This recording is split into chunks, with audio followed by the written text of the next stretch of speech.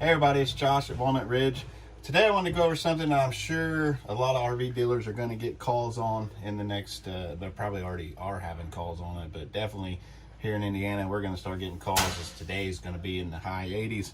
But that's air conditioners.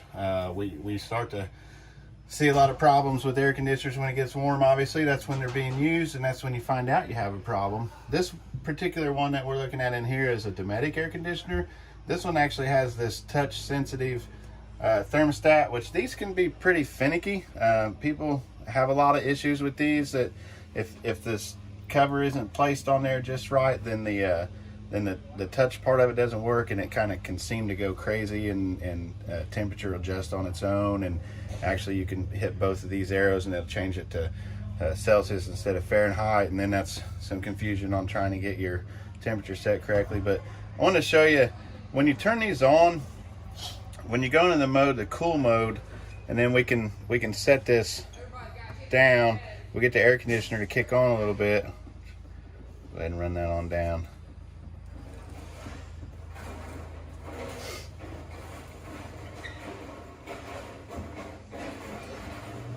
Now we can hear the air conditioner's kicked on. Everything's running great. You got your camp set up, you got your air running, you're trying to get the unit cool.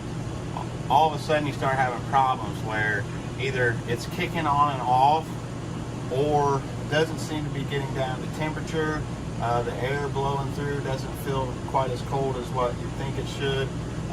That air blowing through, and this is just a tip that you can remember, it's not a set temperature. It's going to be about 20 to 25 degrees different than the air going into the air conditioner at the return air. So if it's 100 degrees in the camper because you haven't quite turned the air on yet and the sun's already up, and you know how these things get hot, you're only going to get 80 degree air coming out of it. But as that air temperature inside the camper drops, so will that discharge air coming out of your ceiling vents. So eventually when you get it down in the 70s, then the air coming out of there is going to be in the 50s. So something to remember, it takes a while for that air to cool it off, but you might start noticing it kicking on and off more frequently than what it's supposed to, which is not good on these. They have a delay built in to protect the compressor on them, but there's a couple of things that could be that's simple that you could look at and maybe save yourself a headache and a ruined weekend. I'm going to go ahead and turn this off so you can hear me when we get close to the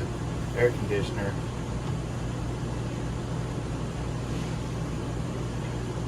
There we go. We'll let that kick off. And I want to show you here. First obvious thing, we take this filter off of here. You always want to make sure that we clean the filter out periodically. If you use the camper a lot every weekend, you're going to do it multiple times. And then if you have pets with you, you got to think about all the dust that you'll get from pets, and then if people smoke inside of it or whatever, you're really going to get these filters dirty, and it's important that they stay clean. That's protecting the air that's going to go up across those coils that the compressor's running that coolant through. And if those coils get dirty, the air can't flow through it. What'll happen is it'll start to ice up, and then it'll shut the air conditioner down because it's building a layer of ice over the front of it.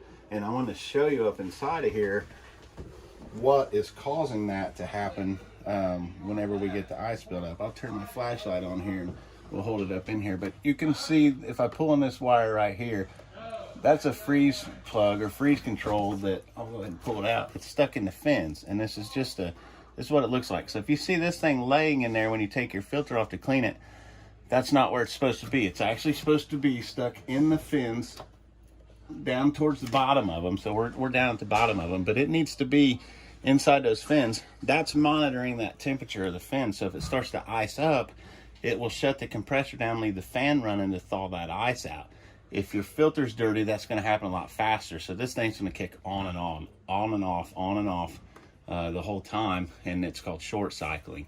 If that's not in it, it's not able to monitor that, and then it might ice up completely, and then eventually you'll just feel warm air blowing out. So just a couple simple things that you could look at on your air conditioner, but the most important thing, keep that filter clean. Clean it often, and everything should run smoothly as long as that freeze control is in and your filter's clean. Thanks.